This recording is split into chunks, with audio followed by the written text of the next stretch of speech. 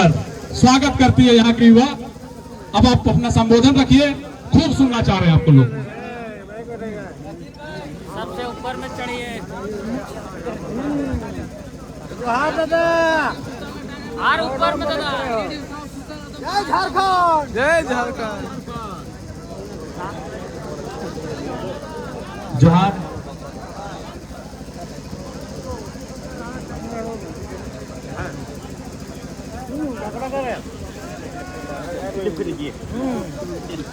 आज झारखंड के सबसे खूबसूरत जिला गिरिडीह के इस पावन धरती में, चूंकि गिरिडीह के मतलब ही हवा है, गिरी मने पहाड़, तो झारखंड की इस खूबसूरत से धरती में जितना भी झारखंडी बंधु सब आइले हा, हमार से बड़, हमार उम्र के, हमार से छोट, सभी के एक साथ जोहार रहा। आज लगभग 23 साल झारखंड बनले भय गए।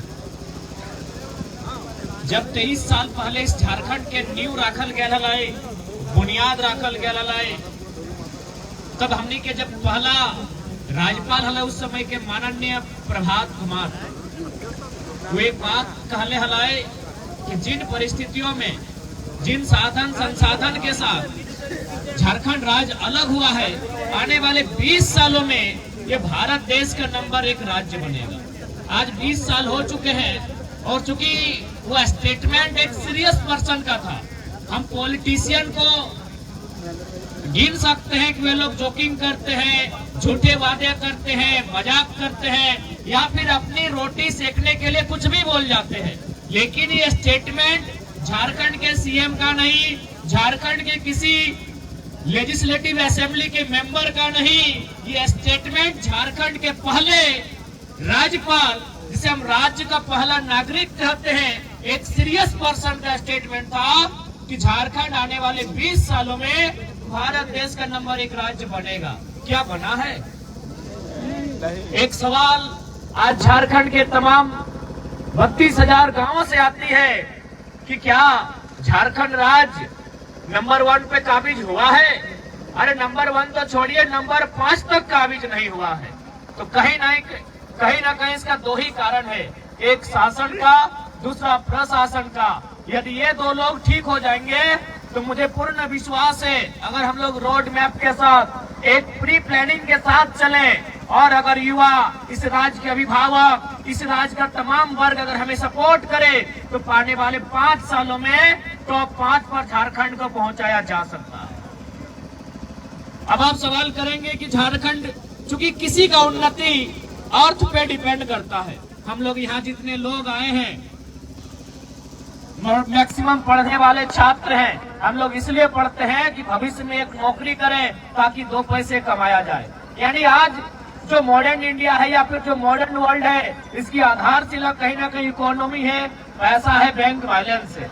तो यदि हम झारखंड की उन्नति की बात करें तो हमें विशेष कुछ करने की आवश्यकता नहीं है। ये झारखंड अकेले 40% खनिज संपदा देता है। बस हम क्या करेंगे कि जो गलत तरीके से काम हो रहे हैं उन्हें रोक लगा देंगे।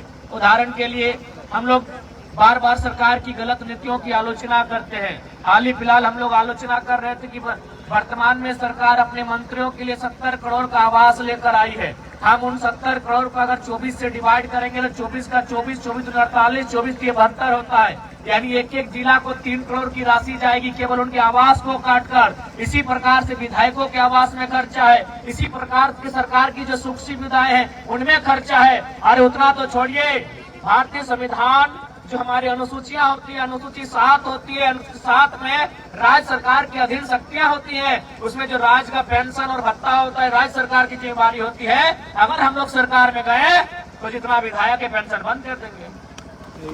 मेरे से आज झारखंड सरकार में जो एमएलए हैं उनका पेमेंट 2,72,000 है। आप सोच के देखिए, ये सेवा के लिए जाते हैं, ये बार बार कहते हैं हम जनता के सेवक हैं, तो 2,72,000 पेमेंट तो नहीं होना चाहिए। तो हम लोग इसको एक अलग व्यवस्था में लेके आएंगे, और पॉसिबल ही है क्योंकि ये राज्य सरकार की शक्तियों के अधीन होता है। यानी जो राज्य सरकार को जो भत्ता जाता है, राज्य सरकार को जो पेमेंट जाता है, ये राज्य सरकार के अधीन होता है, यानी ये राज्य सरकार के अधिकार के क्षेत्र में आता है, उनकी शक्तियों में बाध्य होता है। इसलिए अगर हम इस राज्य को सुधारना चाहे तो उसके लिए अगर राज्य को चलाने वाले लोग अपनी नीति और नियत को सुधार ले तो ये राज्य वास्तव में पूरे भारत देश का सबसे खूबसूरत राज्य है। लेकिन आज अगर युवा पीढ़ी इस बात को नहीं समझती है और आज की अगर युवा पीढ़ी अपने राज्य के बारे में नहीं सोचती है तो आने वाला दिन हमारे लिए बहुत भयावह होगा। आज यही गिरिडीह का क्षेत्र, यही कोडरमा, यही हजारीबाग, यही धनबाद, बोकारो के पढ़ने वाले छात्र अपनी पाई पाई जुगाड़ करके, अपने घर की साग सब्जी को उपज करके, अपने बाप दादा की पूर्वजों की जो खेती है उसे गिरवी रख के पाई पाई जुगाड़ करके छात्रावास में जाकर परीक्षा की तैयारियां करते हैं।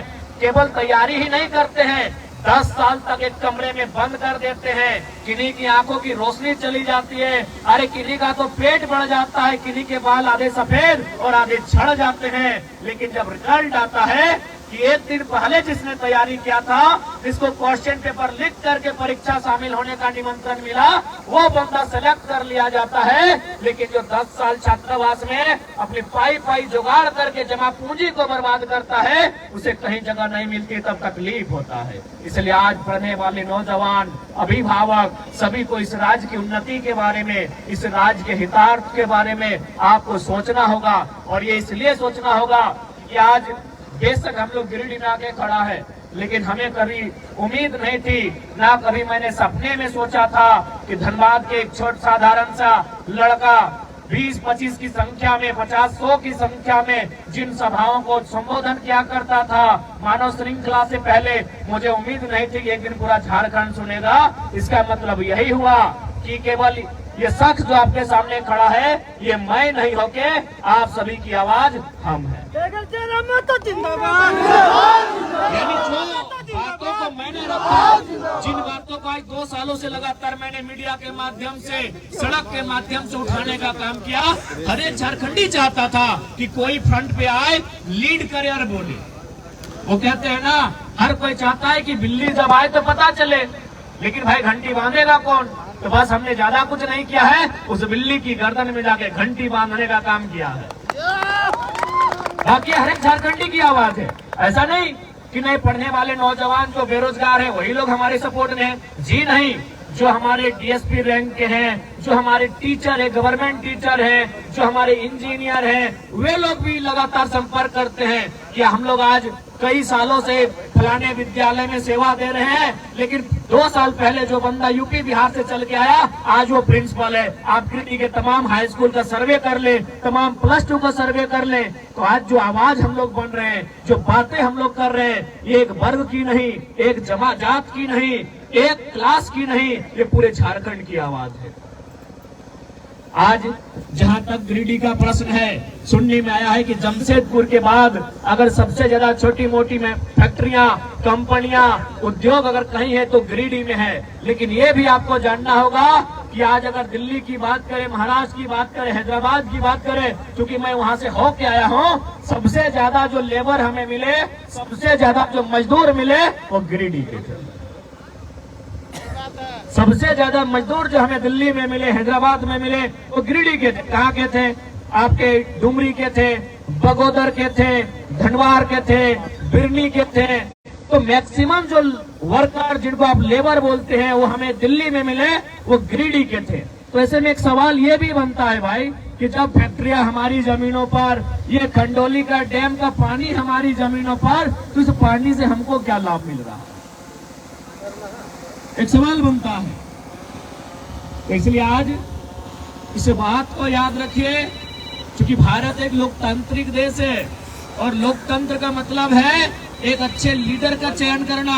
इसी भीड़ में हो सके कोई डॉक्टर की जानकारी रखता हो। एक बात याद रखिए, अगर एक डॉक्टर गलती करे तो एक आदमी की जान जाती है।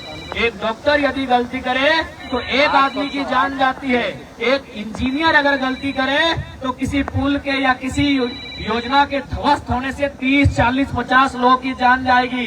एक ड्राइवर अगर गलती करे तो हार्डली 5, 10, 50 लोगों की जान जाएगी। लेकिन अगर एक लीडर गलती करे, जान जाए या ना जाए, जीते जी मुर्दा कर देंगे, इस बात को जान लीजिए।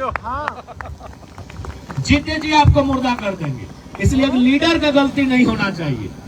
बाकी लोग अगर गलती करेंगे तो मिनिमम लोगों को नुकसान होगा, एक लीडर अगर गलती करेगा तो मैक्सिमम लोगों को नुकसान होगा। इसलिए आज इस राज्य को पढ़े लिखे युवाओं की दरकार है, जो दिल्ली में जाए या राजधानी में जाए आपके नेतृत्व को रख सके। अभी उदाहरण के लिए कल मैं रामगढ़ से होके आया, रामगढ़ में रामगढ़ बोकारो वहाँ 3 को सड़क आया है, 3 को सड़क बन रहा है। उन्होंने बताया कि मैंने 30 लाख में सड़क के किनारे जमीन खरीदा था, इस सरकारी सड़क में वो मेरा सारा जमीन चला गया और बदले में हमको मात्र 4 लाख, क्योंकि उसने रेट क्या मिला था, क्योंकि सड़क किनारे जमीन थी।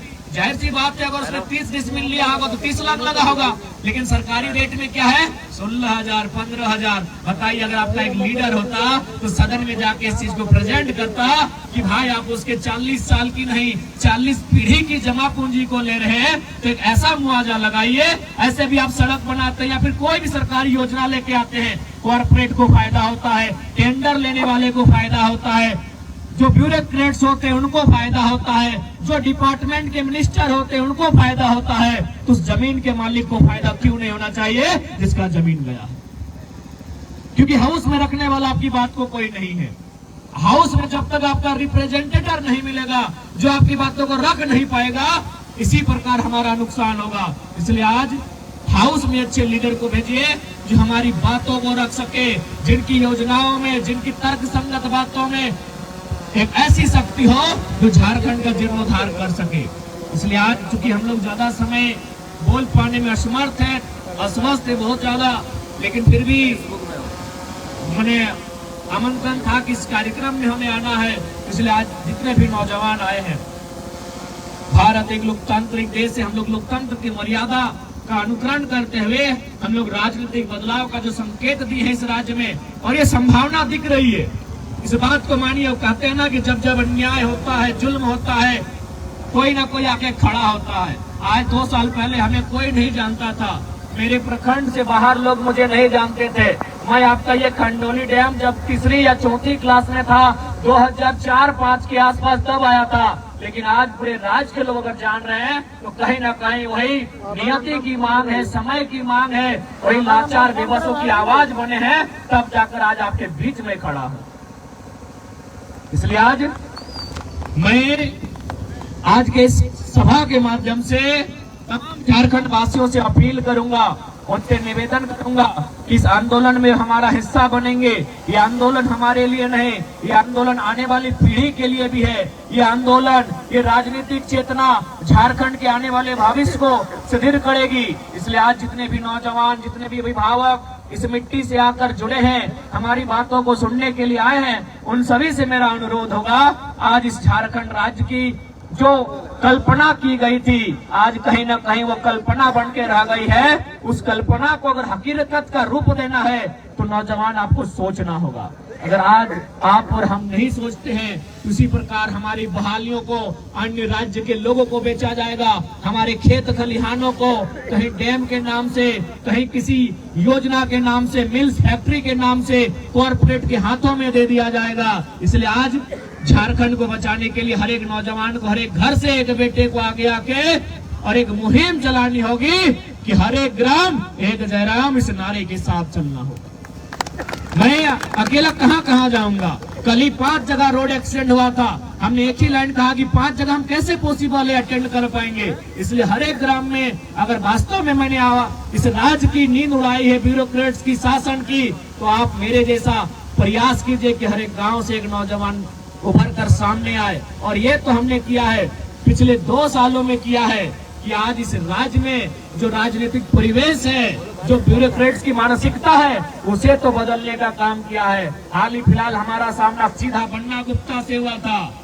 वहां के एसपी ने सीधे बन्ना गुप्ता से कहा कि सर आपको जो करना है बाद में कीजिए, लेकिन इस पंगे में आपका सामना टाइगर से है और वो लड़का बड़ा खतरनाक है, सुनने में आया वो पुलिया पार कर रहा है, आपसे रिक्वेस्ट है अपना होर्डिंग बोर्डिंग उठाए घर चल जाए, अगर वो यहाँ आएगा तो बवाल होगा।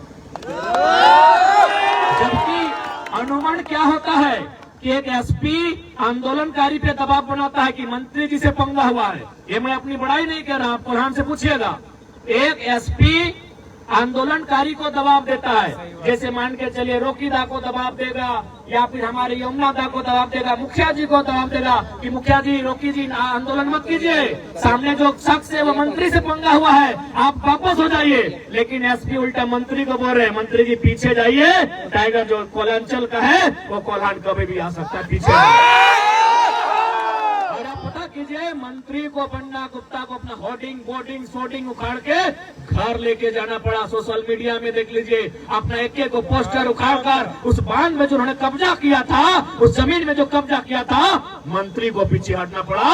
ये 2 साल का इतिहास, ये 2 साल का आंदोलन का देन है। इसलिए आप सोचिए कि हम लोग कहीं नहीं है, कुछ नहीं है, अरे वो वार्ड सदस्य नहीं है। अगर हम लोग कहीं दिल्ली अगर एमपी बन के एमएलए बन के चयन होके आते हैं तो केवल सोचिए कि हम लोग क्या कर सकते हैं।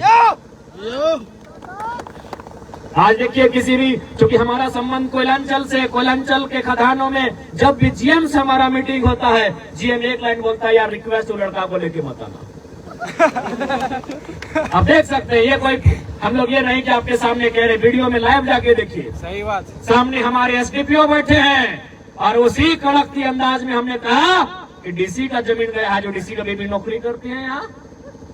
आज किसमें ये हिम्मत है कि बगल की कुर्सी में 6 इंच के फासले में एसडीपीओ बैठा है और जरा मत कुर्सी को पटक के कह रहा है, दिखाइए डीसी का कितना जमीन गया है। यहाँ डीसी की भी तो जमीन इस फैक्ट्री में गया है। तो ये साहस आज 2 सालों में हमने खड़ा किया। जहाँ लोग दुम दबा कर भागते थे, जहाँ लोग शासन प्रशासन के नाम से बैकफुट बन जाते थे, आज आंख से आंख मिलाकर सामने आके खड़ा होते हैं। तो सोच के देखिए, जिस दिन ये दहाड़ पहाड़ के ऊपर से नहीं सदन में होगी, आप अनुमान लगा सकते हैं इस राज्य में क्या बदलाव होगा। दिल्ली झारखंड पहुंच जाएगी। अब बिल्कुल हम लोग आश्वस्त करते हैं कि अगर हम लोग एमपी के लिए चुने जाते हैं तो हम लोग का स्वभाव यहाँ गिरिडीह के एमपी, कोडरमा के एमपी और हजारीबाग के एमपी के जैसा नहीं होगा। हमारा स्वभाव जमशेदपुर के पूर्व एमपी शहीद सुनील महतो के जैसा होगा। मैं आपको उस शख्स को याद दिलाना चाहूंगा, क्योंकि झारखंड के इतिहास में एक ही एमपी का मर्डर हुआ है, वो सुनील महतो का हुआ है। जब वे 7 दिन बाद कोयला मंत्री बनने वाले थे, उनका हमेशा टाटा से विस्थापन को लेकर पंगा होता था, हमेशा विस्थापित रैयतों की बात करते थे। इसलिए अगर हम आज, उनका परिवार जिंदा है, उनकी माँ जिंदा है, आज भी उस परिवार को एक टूसू मेला लगता है, उस मेला में जो पैसा बचता है उनके परिवार को दिया जाता है। सोच के देखिए कि मेंबर ऑफ पार्लियामेंट का परिवार कैसा। और यही हमारे सीपीसी, यही हमारे जयंत सिन्हा, पता कीजिए उनका क्या स्थिति है। किसी के पास 10,000 करोड़, किसी के पास 50,000 करोड़। इसलिए एमपी ऐसा होना चाहिए जो आपके बीच का अगर है तो आपके बीच के जैसा होना चाहिए। और आप इस बात को लेकर आश्वस्त हो सकते हैं कि हम लोग अपने वचनों से नहीं मुकरेंगे। अगर मुकरने का रहता तो मैं आपको पूरे विश्वास के साथ कहता हूं, दोनों नेशनल पार्टियां हमारे संपर्क में हैं।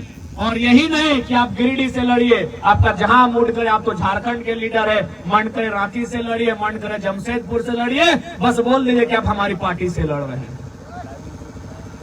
क्या उम्र है हमारी, 29 साल उम्र है हमारी, क्या प्रलोभन दे रहे हैं? सीधे दिल्ली का दे रहे हैं। अभी कौन दे रहे हैं? इंडिया और एनडीए गठबंधन वाले लोग दे रहे हैं। आज के डेट में अगर ये ऑफर किसी दंड विभाग को आए तो दुम दबा कर भाग जाएगा, क्योंकि कोई भी जानता है कि अगर हम ढंग से खाली सिलेक्शन कर ले इंडिया और एनडीए का तो आराम से दिल्ली जा सकते हैं। और 1 सीट से नहीं, 2-3 सीटों से ऑफर है हमारा।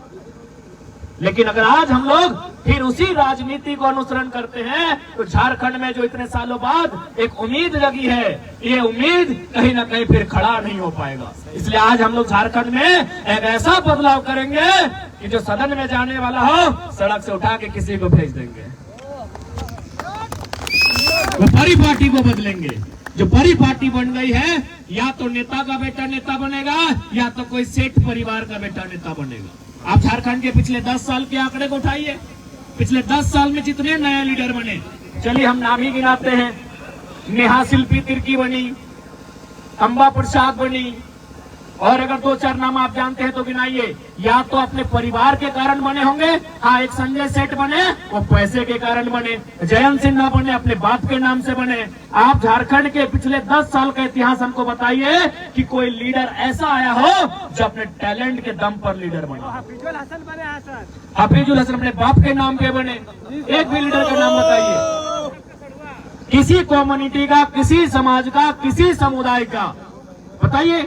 अगर पैसे वाला ही लीडर बनेगा, नेपोटिज्म वाला ही लीडर बनेगा, तो भारत एक डेमोक्रेटिक कंट्री क्यों बना भाई? क्यों बना एक लोकतांत्रिक देश? क्यों बना भारत एक प्रजातांत्रिक देश? क्यों ये संविधान की धाराएं, क्यों ये संविधान?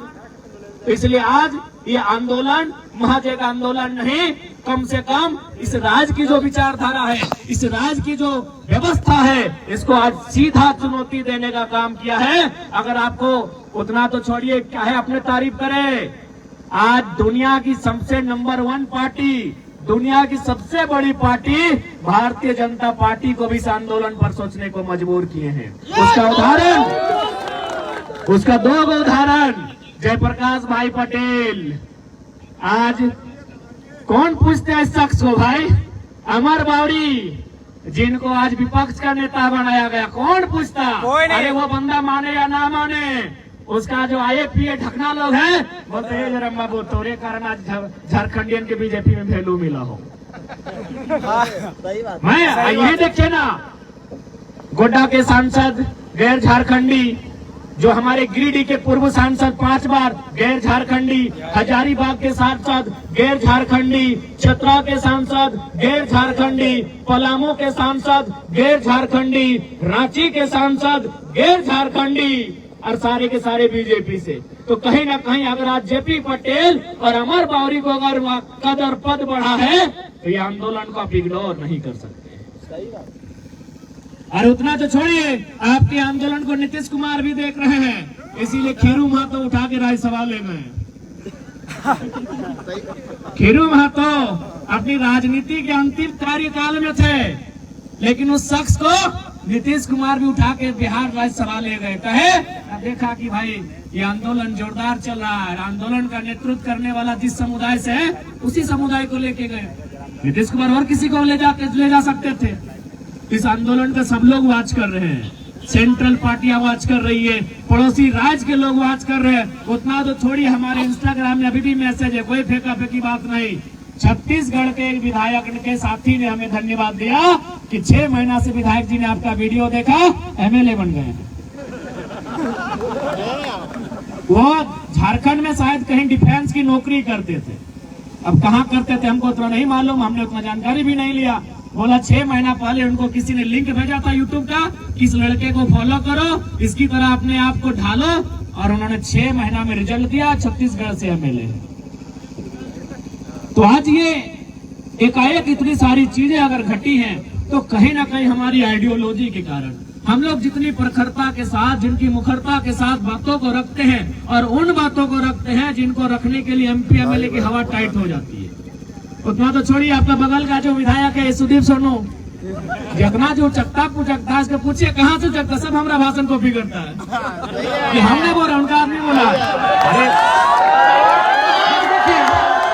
जितना तो उछल कूद करते हैं सुदीप सोनू, पूछिएगा।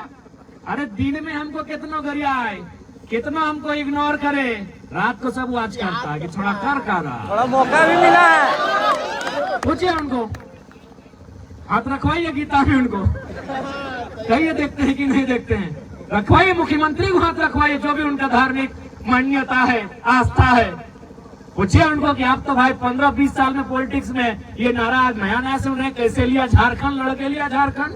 हाँ, ये नारा भले पुराना है, कॉपी। लेकिन इस नारे को जिंदा करने वाला शख्स है।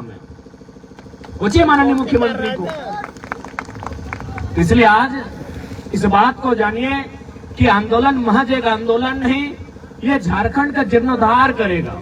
और नहीं तो इसी प्रकार आज हमारी स्थितियां, आज एक आम व्यक्ति क्या हो रहा है, आम व्यक्ति प्रत्येक दिन गरीब हो रहा है, क्योंकि सदन में ढंग से चर्चा करने वाला कोई नहीं, हर कोई कॉर्पोरेट का समर्थन में। आज माननीय मुख्यमंत्री कैसे हमारे साथ आएंगे? हाल ही फिलहाल उनकी एक चचेरी बहन का शादी हुआ, टाटा ने 80 लाख खर्चा किया। बताइए वो कैसे टाटा के अतिक्रमण के खिलाफ जाएंगे? सही बात। बताइए कैसे जाएंगे?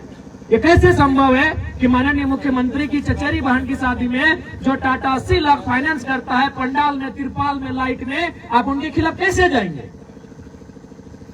इसलिए आज ये समस्याएं जो हमारे पास आके खड़ी है, इसका समाधान पहला लक्षण पॉलिटिक्स से ही होगा। आज जो लंबी लंबी सड़कें आती हैं, कोई सदन में चर्चा करने के वाला नहीं बैठा है जो हमारी जमीनों पर, हमारी नौकरियों पर, हमारे उद्योगों पर, हमारी नीतियों पर चर्चा कर सके। इसलिए आज जितने भी नौजवान यहाँ पर आए हैं, मैं उनसे करबद्ध प्रार्थना करूंगा कि आप 2024 का जो लोकसभा चुनाव होगा, विधानसभा चुनाव होगा, मैं आग्रह करूंगा कि भारत में किस मुद्दे पे लड़ा जाएगा मैटर नहीं करता है। झारखंड में अगर लड़ा जाए तो झारखंडियत के मुद्दे पे लड़ा जाए, विस्थापन के मुद्दे पे लड़ा जाए, रोजगार के मुद्दे पे लड़ा जाए। ये हम आपसे आह्वान करना चाहते हैं कि झारखंड में एक ऐसा परिवेश बनाइए, एक ऐसा माहौल बनाइए जो इंडिया पाकिस्तान के नाम से झारखंड में न लड़ा जाए। रोजगार का मुद्दा हो, विस्थापन का मुद्दा हो, पलायन का मुद्दा हो, ये मुद्दा हमारा प्राथमिकता रहे। एक ऐसा माहौल क्रिएट कीजिए, और नहीं तो फिर हम वोट दे लेंगे और हमारी 12 लाख की आबादी कहां? कोरोना काल ने आपने देखा, वो तो रजिस्टर्ड हुआ था 12 लाख, अनरजिस्टर्ड कितना होंगे? 20 लाख आबादी हमारी बाहरों में भटक रही है। कहे भाई 40% खनिज संपदा, 50 से 60 हजार हमारे पास रजिस्टर्ड छोटी से बड़ी कंपनियां। अगर एक एक कंपनियों में विधायक अगर चंदा ना ले, मैं आपको क्लियर बताता हूं, क्योंकि हमारे पास भी ऑफर आता है कि अब काहे हमको परेशान करते, मेरा फैक्ट्री में ताला लगा रहे हैं, बोलिए क्या चाहिए? अगर एक एक फैक्ट्री में, कंपनियों में केवल विधायक और सांसद चंदा ना ले तो वहां अभी 8% में दावा के साथ कहता हूं 100 रोजगार सृजन होगा। अभी आज के तारीख से बस खाली बोल दे कि विधायक और सांसद चंदा नहीं लेंगे, अभी 100 रोजगार सृजन होगा। अब मान के चलिए झारखंड में गूगल कीजिए कितनी कंपनियां हैं, नहीं करने से भी कुल मिलाकर तो खैर 50,000 के आर पार है, लेकिन ढंग की मुझे लगता है 30,000 कंपनियां झारखंड में है। अगर आज के डेट में हमारे MP MLA चंदा का धंधा छोड़ दे तो 30,000 गुना 100 कीजिए, यानी 30,000 में अगर 2 जीरो डालेंगे तो कितना होगा आप सोच लीजिए, सीधे 30 लाख का आंकड़ा होगा, सीधे 30 लाख का आंकड़ा होगा। ये मजाक का विषय नहीं है। मैंने बार बार कहा, नेताओं की नियति साफ होनी चाहिए, उनका नियत जिस दिन साफ होगा, झारखंड में रोजगार का कोई कमी नहीं है। आज कोई भी, क्योंकि हम लोग धनबाद बोकारो से आते हैं, कोई भी नया माइंस आता है तो विधायक जी को 5 लाख का महीना, सांसद जी थोड़ा सा पावरफुल है उनको 10 लाख का चंदा, 2-4 को लठे थे उनको 1.5 लाख, 2 लाख 50 हजार का चंदा। ये चंदा का धंधा अगर ये नेता लोग बंद कर देंगे तो हर एक कंपनियों में, हर एक फैक्ट्री में जो रोजगार मिल रहा है उसको छोड़कर एक्स्ट्रा 100 रोजगार पैदा होगा। मुझे लगता है वो 30 लाख बहुत बड़ी राशि, बहुत बड़ी संख्या होती है, ये कोई मायने नहीं है। इसलिए आज सोच के देखिए कि हम लोग जा कहाँ रहे हैं। आज किनके हाथों में हम लोगों ने नेतृत्व दिया है, जिन लोगों के हाथों में हमने नेतृत्व दिया है, आज वे लोग हमारी क्या दुर्दशा कर रहे हैं। इसलिए उस दुर्दशा से लड़ने के लिए, आज इस झारखंड की उन्नति के लिए, इस झारखंड को एक अग्रणी राज्य बनाने के लिए आज युवाओं को आगे आने की आवश्यकता है। अगर आज हम आगे नहीं आते हैं तो याद रखिएगा, एक दिन हमारे पास शायद कुछ ना बचे। आज देख सकते हैं पहाड़ों पर कब्जा, आज नदियों पर कब्जा, आज कहां तक नहीं कब्जा पहुंचा। आज बहुत सारे लोग ये कहते हैं कि नहीं आप झारखंड और गैर झारखंडी को बांटने का काम कर रहे हैं, बिल्कुल गलत बात है। भारत देश के जितने भी राज्य अलग हुए हैं, अपनी आइडेंटिटी को लेकर अलग हुए हैं, चाहे तमिलनाडु से आंध्र प्रदेश का अलग होना, या फिर बॉम्बे का 2 टुकड़ों में महाराष्ट्र और गुजरात बनना, या फिर पंजाब और हरियाणा का बनना, या मध्य प्रदेश से छत्तीसगढ़ बनना, कहीं ना कहीं उसी कड़ी का हिस्सा था। जब वो सारे राज्य उसी कड़ी का हिस्सा थे, तो जब हम बिहार से राज्य अलग झारखंड बने तो उसी कड़ी का हिस्सा क्यों नहीं? आज जो लोग ये बात कहते हैं कि आप झारखंड और गैर झारखंडी करते हैं, उनसे पूछिए। अभी हाल ही फिलहाल में तेलंगाना अलग हुआ है 2004 में, 2014 में। उनसे जाके पूछिए, बकायदा हम गए भी थे, हमने वहां के पढ़े लिखे लोगों से चर्चा किया, डॉक्टर जो लोग हैं उनसे चर्चा किया कि भाई आप कहाँ से? उन्होंने कहा हम आंध्र प्रदेश से हैं। हम बोले आप यहाँ जॉब कर रहे हैं? बोले हाँ ये प्राइवेट सेक्टर है। हम बोले अगर ये सरकारी होता तो? बोला सरकारी होता तो तेलंगाना काहे बना है? आंध्र प्रदेश के लोग तेलंगाना में क्या काम? तो ठीक उसी प्रकार अगर हम छाती ठोक के कहें कि जब बिहार से झारखंड अलग हो गया है तो सरकारी सेक्टर में बिहार के लोगों का क्या काम, यूपी के लोगों का क्या काम, क्या गलत है भाई? कहने में कौन सा डर, कौन सा झारखंडी गैर झारखंडी, काहे राज्य अलग बना है बताइए, काहे राज्य अलग बना है? अभी हाल फिलहाल आप पेपर में देखे होंगे कि हमारी गांव की जो पीसीसी सड़क उसमें भी 90% ठेकेदार यूपी बिहार की। तो झारखंड राज्य काहे बना है? झालमुड़ी बेचने के लिए? झारखंड राज्य चिनिया बादाम बेचने के लिए बना है बताइए? कोई गलत नहीं है। जिनको बुरा लगता है लगे, हम अपने स्टैंड में कायम हैं, हमारा स्टेटमेंट कभी नहीं बदलेगा। जिनको पेट में दर्द हो होने दीजिए। हमारे लोगों को बिहार में जिस प्रकार से नौकरियां मिलती हैं उसी प्रकार से बिहार यूपी के लोगों को झारखंड में मिले 10% में, प्राइवेट सेक्टर मिले 25% में। लेकिन आप देखिए जितना भी आउटसोर्सिंग, जितने भी कॉन्ट्रैक्टर, जितने बड़े बिल्डर, जितने बड़े ठेकेदार, सब तो गैर झारखंडी है। तो बच्चा भाई हम लोग क्या करें? चिनिया बादाम बेचे खंडोली में, ले बादाम कच्चा बादाम, क्या करें बताइए? इसलिए ये लड़ाई हमारी कहीं गलत नहीं है मेरे साथियों। जो आपको भरम में लाए उनको एक लाइन पूछेगा कि भारत के संविधान को आप पढ़िए। अगर आप में इतनी कुव्वत है, आप में अगर इतनी साहस है तो जाके भारत के संविधान में लिखवा दीजिए इंडिया इज ए कंट्री, हम कभी विवाद ही नहीं करेंगे।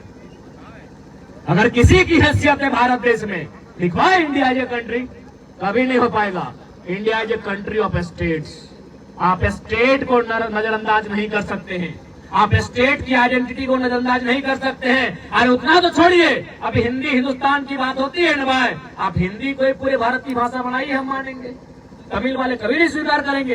काहे स्वीकार करेंगे? उनका अपना तर्क है कि तमिल भाषा हिंदी से प्राचीन भाषा है कि नहीं? ये भारत की यही खूबसूरती है कि विविधताओं में एकता, सभी की विविधताएं हैं, उनको संभाल के समेट के रखिए। लेकिन आप किसी आइडेंटिटी के नाम पर किसी एक को डैमेज करेंगे, ये कोई स्वीकार नहीं करेगा।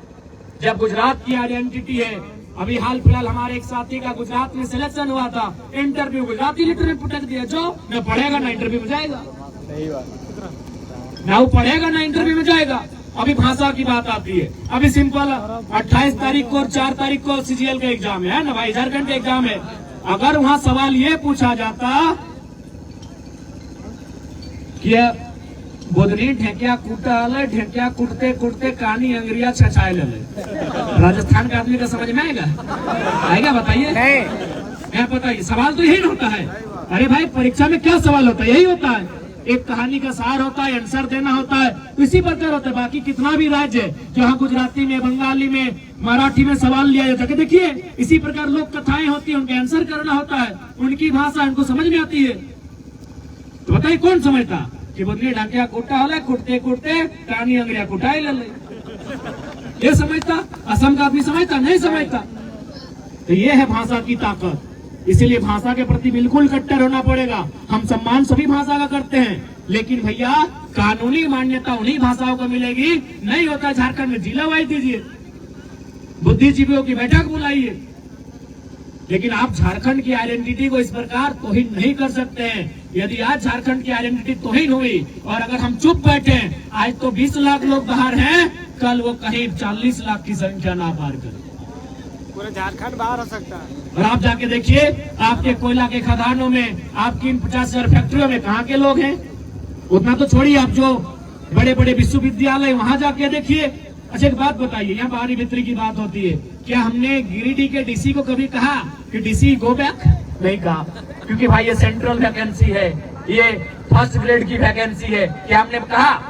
या फिर विनोद भाई में जो प्रोफेसर हैं उनको कहा कि अरे आप तो सब मैक्सिमम यूपी बिहार के चले जाइए? कहा? नहीं कहा, क्योंकि वो नेट जेआरएफ वाले हैं, सेंट्रल वैकेंसी है। अब यदि कोई टीजीटी की नौकरी में आएगा, कोई चपरासी बन के आएगा, कोई दरोगा बन के आएगा, तो विरोध करे कि नहीं करे? बताइए। करना चाहिए क्या भाई? हमने बताइए कब डीसी का विरोध किया? बताइए हमने यूनिवर्सिटी के प्रोफेसर का कब विरोध किया? अब टीजीटी में भी आप लोग आएंगे, पीजीटी में भी आप लोग आएंगे, तो हम लोग हाथ सिलते हैं? नहीं, वही आपको हम लोग हाथ सिलते हैं। अब चपरासी में भी आप आइएगा, जमादार में भी आप आइएगा, हवलदार में भी आप आइएगा, तो हम लोग क्या करेंगे? घंटी बजाएंगे? इसलिए बिल्कुल भ्रम में मत पड़िए। जाइए, अगर आपको जानना है तो हर स्टेट में घूम के आइए। सब के रिश्तेदार रहते होंगे, कर्नाटक में रहते हैं, महाराष्ट्र में रहते हैं, पूछिए क्या कंडीशन है, पूछिए भाई। गुजरात में रहते हैं, पूछिए क्या कंडीशन है। यानी इनको दर्द होता है केवल झारखंड से, कि झारखंडी कुछ ना मांगे। कहे ना 40% कोयला, 40% खनिज संपदा, कोयला, अवरक, ढका, पत्थर सब यहाँ है, यही इनको दर्द होता है। आज हमारे लोग, हम बिल्कुल महाराष्ट्र में खड़े थे, हमने मराठी लोगों के बीच कहा कि देखिए आपके सामने हम कहेंगे, आपके महाराष्ट्र के लोग हमारे झारखंड में रहते हैं, लगभग हम 50 लोगों को जानते हैं, लेकिन वो 50 के 50 HR हैं, GM हैं। हमारे वहां के 5 लाख लोग आपके महाराष्ट्र में रहते हैं, सारे लेबर बन के रहते हैं, सारे लेबर बन के रहते हैं। उन्होंने भी कहा कि हमें नहीं पता था कि झारखंड में इतना अन्याय हो रहा है। तो बोले आपके देखिए, आप महाराष्ट्र के लोग हैं झारखंड में, लेकिन वो कहाँ है? HR के रैंक में है, GM के रैंक में है, सुपरवाइजर के रैंक में है, और हमारे लोग आप ही के महाराष्ट्र में रहते हैं, क्या है? वर्कर हैं, लेबर हैं। तो ये स्थिति हमारी है। क्या लड़ाई गलत है भाई? कौन सा हम लोग गुनाह किए? अगर झारखंड में झारखंडियत की बात किए तो बताइए, ये आप पे छोड़ देते हैं। अगर हम लोग गुनाह किए, अगर ये कहना अपराध है, तो हम लोग कभी नहीं चाहेंगे आप हमारा सहयोग करें। लेकिन अगर आपको 1% भी लगता है कि नहीं, 23 सालों के इतिहास में कोई आया है जो पहाड़ से झारखंड को लेकर दहाड़ मारे, तो साथ देना चाहिए, साथ देना चाहिए। नहीं तो आज लोग गूंगे हो चुके हैं। विधानसभा में जब CGL की बात आती है, पेपर लीक की बात आती है, किसी का थोथना नहीं खुलता है, सब चुपचाप हो जाता है। लेकिन जैसे ही पेमेंट बढ़ाने की बात आती है, सब खुश हो जाते हैं। क्या कोई पक्ष रहे विपक्ष रहे, 2,72,000 विधायक का पेमेंट, उसको हम लोग काट के 50,000 में लाएंगे। सेवा करने वाला को इतना पैसा नहीं चाहिए। 81 को विधायक से अगर हम लोग 2-2 लाख बचाएंगे तो गुना कीजिए, तो कितना बचा रहे हैं एक महीना में? एक बंदा का 2 लाख, 81 को है,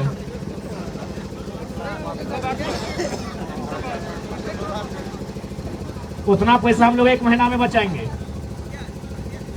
अगर उस पैसा से हम लोग मान के चलिए, ये हमारा खुला मैदान दिख रहा है, हम लोग यहाँ अगर 5 एकड़ जमीन ही अधिग्रहण करते हैं, 20 एकड़ करते हैं, ग्रामीणों की रजामंदी से 21 साल के लिए, 20 साल के लिए, 25 साल के लिए करेंगे, और हम लोग ये पॉलिसी बनाएंगे कि जो लोग जमीन देंगे, जब तक यहाँ फैक्ट्री रहेगा, जब तक कंपनी रहेगा, तब तक नौकरी पीड़ित परिवार को जाएगा। क्योंकि वो 40 साल से खा रहा है, कोई 400 साल से जमीन खा रहा है, तो एक पीढ़ी नौकरी क्यों करेगा भाई? अभी एक बात बताइए, टाटा का स्थापना हुआ था 1907 में, गूगल कीजिए, टाटा का ही कोई आदमी फाउंडर था। अच्छा, आज टाटा का हेड कौन है? टाटा ही है। 1907 में टाटा का जब एस्टेब्लिशमेंट हुआ था, उसका हेड कौन था? टाटा का ही आदमी था। आज भी टाटा का ही पीढ़ी में हेड है। तो जमीन देने वाला जो उस समय था, आज उसका पीढ़ी काहे नहीं रहेगा भाई? ये कौन सा किसानों का देश, ये कैसा गांधी का देश, ये कैसा लोकतांत्रिक देश जो आप कॉर्पोरेट का बना के रख दिए हैं?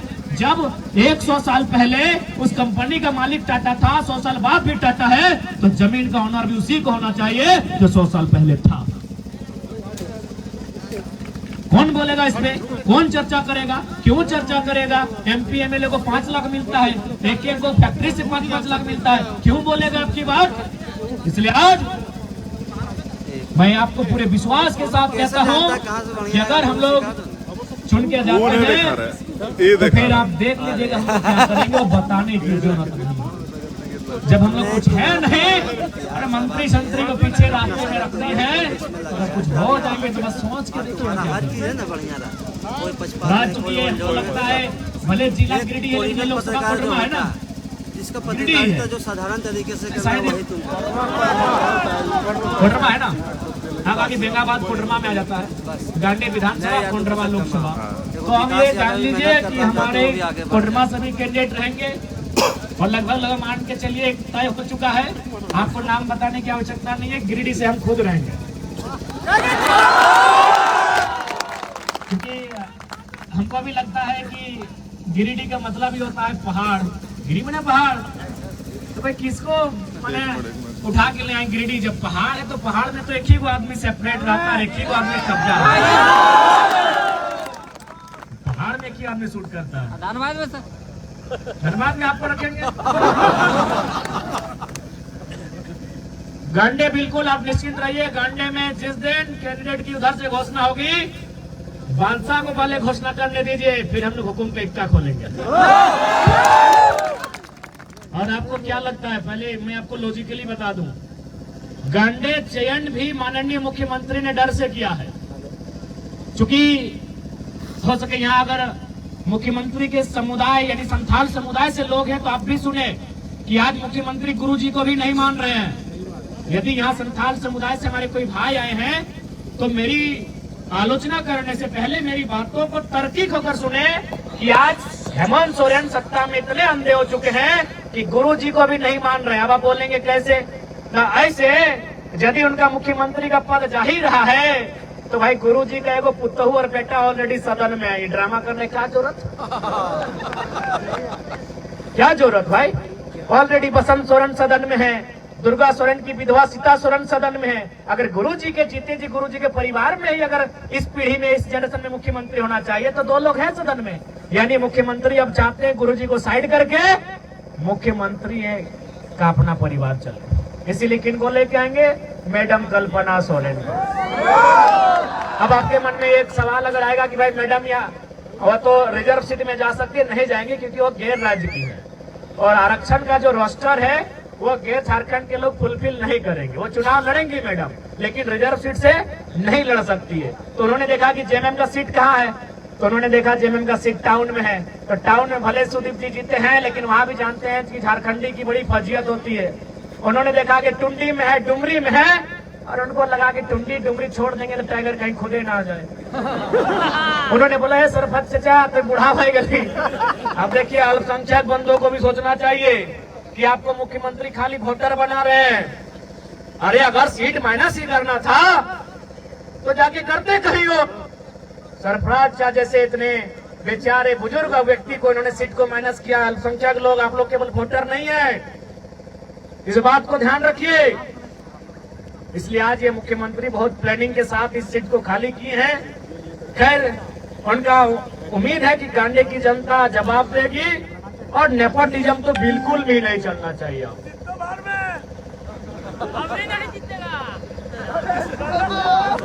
वो जैसा ही लोकसभा खत्म होगा हम लोग विधानसभा पे चर्चा करेंगे। तो फिलहाल ज्यादा समय नहीं है, तबियत भी ठीक ठाक नहीं है।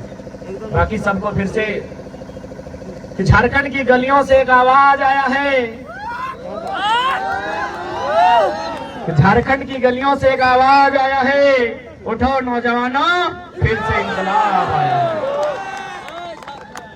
ये नौजवान बचाने चले हैं आज वतन, खुशी से झूमते हुए खुले बदन।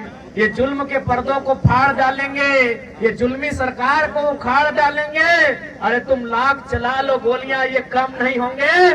गर्दन कटेंगे लेकिन हम कम नहीं होंगे। तो झारखंड अब एक नई विचारधारा को स्थापित कर रहा है, इस बात को आप याद रखिएगा।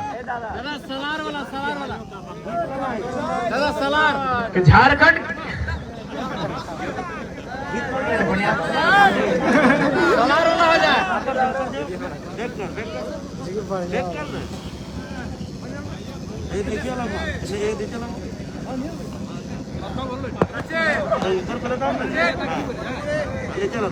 कि महाराष्ट्र किसका है, कि महाराष्ट्र किसका है? मराठियों का। बंगाल किसका है? बंगालियों का। गुजरात किसका है? गुजरातियों का।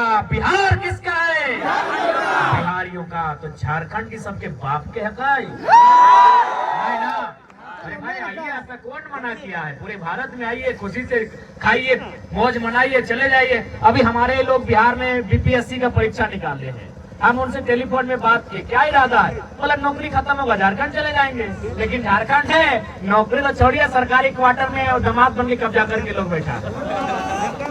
जितना बीसीसीएल का क्वार्टर, बोकारो में सेक्टर का क्वार्टर, सिंदरी में हार्ल का क्वार्टर, सारा कब्जा करके बाहर के राज्य के लोग बैठे। भाई ये गलत है, हमारे लोग भी गलत अन्य राज्यों में है। नौकरी खत्म, किस्सा खत्म।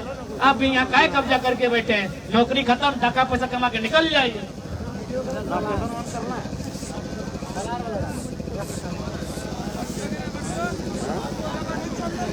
सीओ बाप का तो बिल्कुल नहीं लगेगा। सीओ बाप के बाप जब पैदा नहीं मिला तब नहीं लगा। ठीक है 24 आना जरा सबके हिसाब से एक बात बता, जब ज्यादा कुछ ना कर लो तब भौजी की करता बस खाली सीट के फॉर्मेलिटी करवा लो। ये तो हमारा दया आए सरफराज चेक कर ले तनी गांडे में आइले तो भेंट कर ले कैसे हाल है ओकर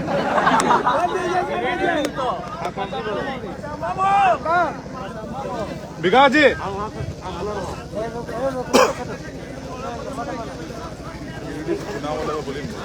ठीक है फोटो खिंचाइल में। अरे भाई तो एक बात बताओ, आज तक हमारा मुझे आजाद भारत के सबसे सेल्फी हमारे खिंच लो करते जाने 500 आज तक 5 लाख आदमी से फोटो खिंचा ले 500 आने हार्डली हम खिंचा ले खाली दादा हेलो दादा देखिए, जहाँ तक गिरिडीह लोकसभा चुनाव का विषय है, यह एक ऐसी सीट रही है जो हमेशा चैलेंजिंग रही है।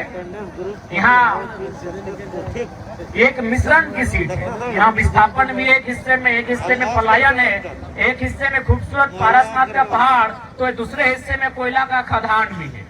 यानी ये गिरिडीह एक लोकसभा एक ऐसा क्षेत्र है जहाँ हमें ग्रामीण क्षेत्र के साथ साथ एक इंडस्ट्रियल बेल्ट को भी दर्शाता है, एक माइंस के एरिया को भी दर्शाता है, और कुल मिलाकर दामोदर नदी का भी किनारा गिरिडीह को बहुत खूबसूरती से टच करता है।